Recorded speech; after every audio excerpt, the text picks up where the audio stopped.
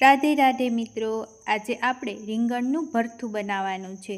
શિયાળો શરૂ થાય એટલે બધાના ઘરે રીંગણનું ભરથું બનતું જ હોય છે। તો ચાલો આપણે શરૂ કરીએ। એના માટે મેં 2 મોટા રીંગણ લીધેલા છે, લીલી ડુંગળી, લીલું લસણ, સૂકું લસણ, લીંબુ, આદુ, મરચાં, તીખી મરચી, ટમેટું અને ધાણા લીધેલા છે।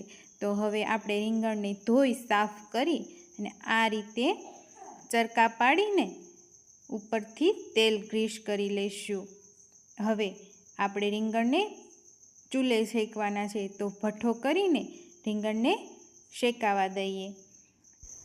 રીંગણને ભઠ્ઠામાં શેકવાનો મોટો ફાયદો એ છે કે રીંગણ જો આપણે ભઠ્ઠામાં શેકીએ તો રીંગણ થોડું દાજી જાય છે। એ સ્વાદ આપણને ગેસે શેકીએ ત્યારે નથી આવતો।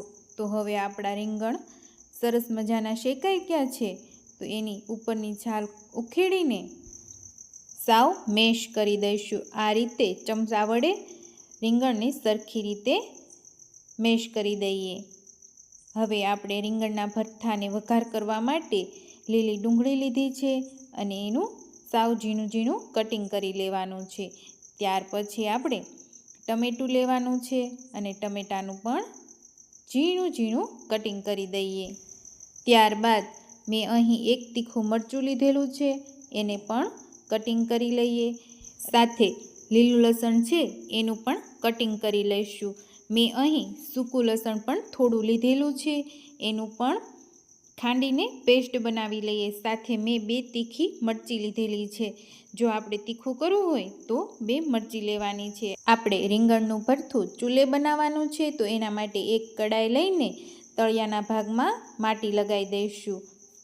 કડાઈમાં 3 પાવડા શીંગ તેલ મૂકીને ગરમ થવા દઈએ।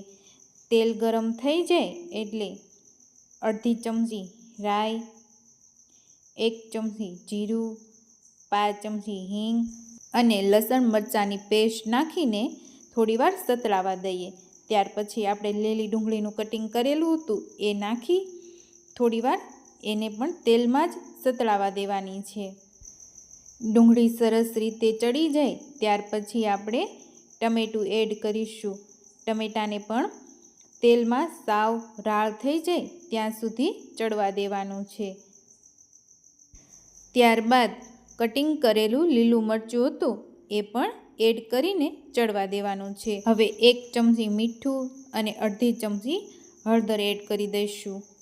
ટમેટું અને ડુંગળી સરસ રીતે ચડી જાય એટલે આપણે શેકેલ રીંગણનો છૂંદો હતો એ એડ કરીને સરસ રીતે હલાવી નાખીએ। આપણે ખાટું મીઠું કરવા માટે ઉપરથી 1 ફાડું લીંબુ નાખીશું અને લીલું લસણનું આપણે કટિંગ કરેલું હતું એ પણ ઉપરથી એડ કરી દઈએ। હવે આપણું રીંગણનું ભરથું ચડીને તૈયાર થઈ ગયું છે, તો નીચે ઉતારીને ધાણા એડ કરીને સર્વ કરી દઈશું। હવે આપણું રીંગણનું ભરથું તૈયાર છે। જો તમને અમારી રેસીપી ગમતી હોય તો અમારી ચેનલ ગામડાની મહેકને લાઈક, શેર અને સબસ્ક્રાઈબ જરૂરથી કરી દેજો।